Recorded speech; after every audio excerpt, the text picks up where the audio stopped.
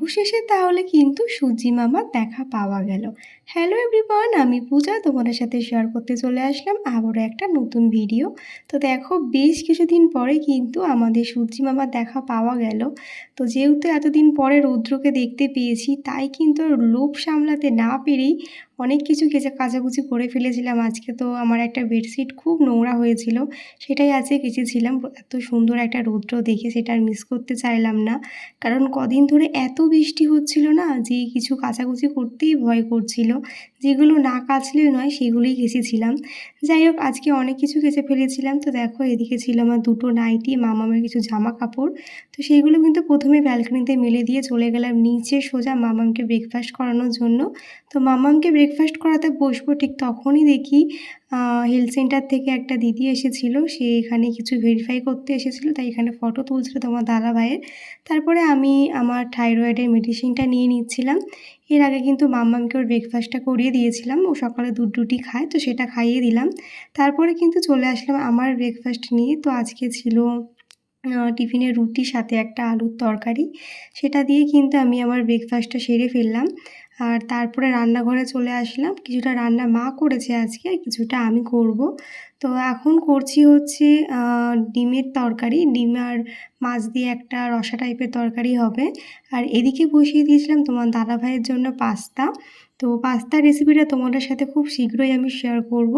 তোমরা আমার ভিডিওতে চোখ রেখো, তাহলেই দেখতে পাবে। আর এখানে দেখো, মা করছিল হচ্ছে শাপলা। শাপলা কে কে পছন্দ করো অবশ্যই জানিও। বিয়ের আগে তো আমি কোনো দিন খাইনি, মানে এই বাড়িতে এসে শাপলাটা খাওয়া শিখেছি। খেতে কিন্তু আমার বেশ ভালোই লাগে। তো দেখো, পাস্তার জন্য ভেজিটেবলগুলো কেটে রেখেছিলাম, আর তোমাদেরকে খুব তাড়াতাড়ি এই রেসিপিটাও আমি শেয়ার করব। তো দেখো, দেখতে কি সুন্দর হয়েছে না? তারপরে মা গেছিলো একটু বাজারে, বাজার থেকে নিয়ে এসেছিলো পাবদা মাছ আর রিঠা মাছ।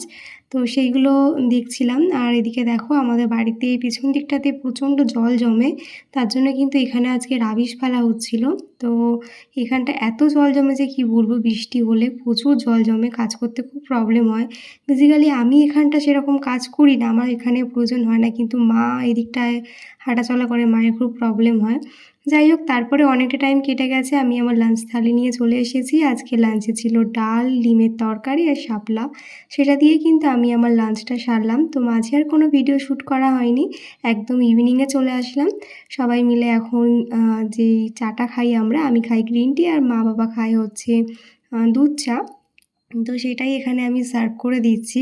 আমার গ্রিন টিটা প্রথমে আমি রেডি করে নিয়েছি, তারপরে ওদিকে মা বাবার জন্য চাটা করছি, আর মামামকে ওর খাবারটা খাইয়ে দিয়েছিলাম। তো যাই হোক, তারপরে কিন্তু সেরকম আর কোনো ব্লগ শ্যুট করা হয়নি।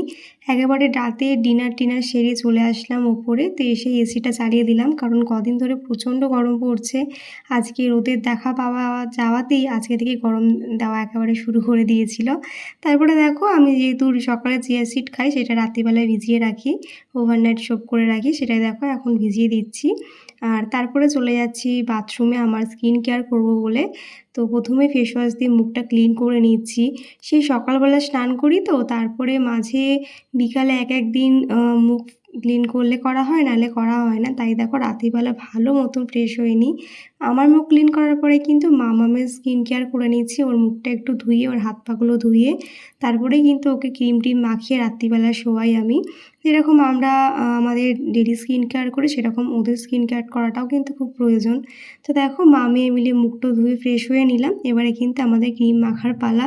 তো ওকে আমি ঠিক যেমনটা করে দেখিয়ে দিয়েছিলাম, ও দেখো ঠিক তেমনটা করেই কিন্তু পোজ দিচ্ছিল। যাই হোক, আমাদের স্কিন কেয়ার পরে আমরা হেয়ার কেয়ারটা করে নেবো। তো এইভাবেই কিন্তু আমাদের আজকে সারাদিনের রুটিনটা কাটলো। তো তোমাদের আজকের ভিডিওটা কেমন লাগলো অবশ্যই জানিও। ভালো লাগলে কিন্তু লাইক কমেন্ট করতে কেউ ভুলো না। তাহলে চলো, আজকের মতন টাটা, দেখা হচ্ছে নেক্সট ভিডিওতে, বাই।